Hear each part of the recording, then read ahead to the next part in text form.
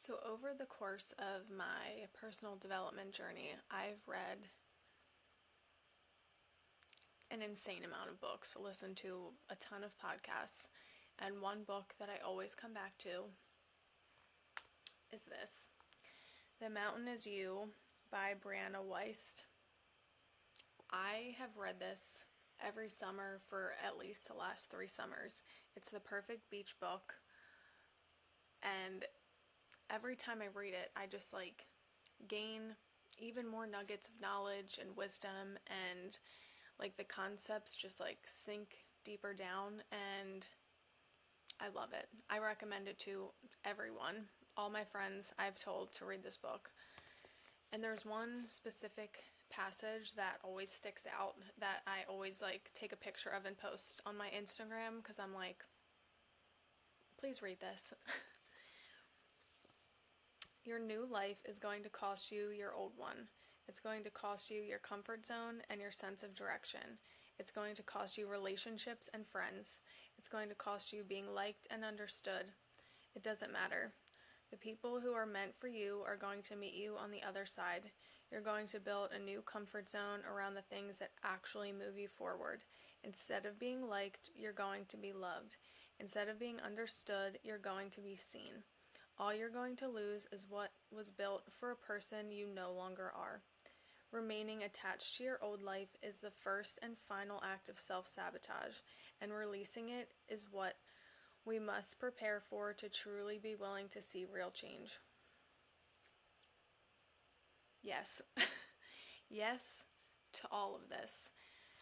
Doing any work on yourself and wanting to change for the better is going to drastically change your life. My life a year ago, 3 years ago, 5 years ago is so drastically different than what it is right now. It's insane.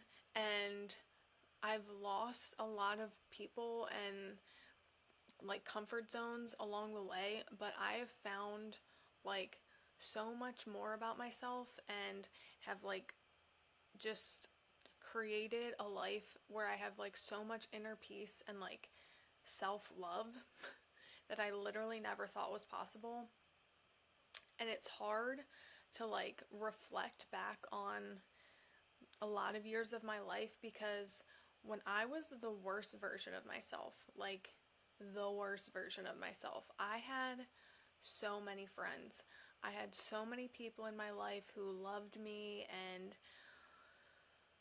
I don't know, I kept in touch with, and I made time for, and I poured into, and all that jazz. And then I started working on myself and pouring any energy I had into myself first, and loving myself first, and making time for myself first. And I don't have a lot of those friends anymore because I was operating from a place without boundaries, trying to be selfless and trying to be everything to everyone and blah blah blah, and it left nothing. It left nothing for me. And so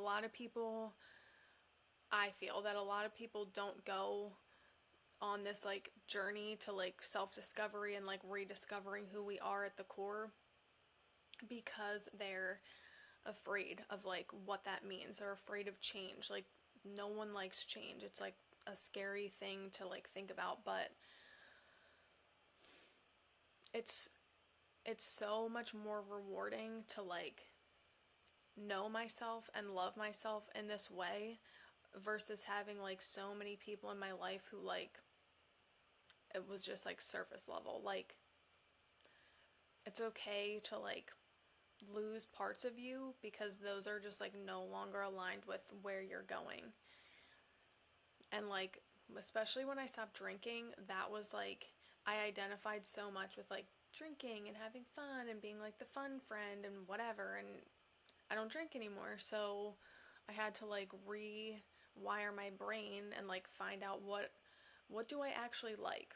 What do I like doing? Because I used to go and do things I didn't want to actually do, and spend time with people I didn't want to spend time with because I was like, oh, like I'll just drink, it's fine. So now that I've like done the work on myself and realized like, that probably wasn't the healthiest habit. Like now, instead of drinking, now I'm gonna sit outside and listen to the birds.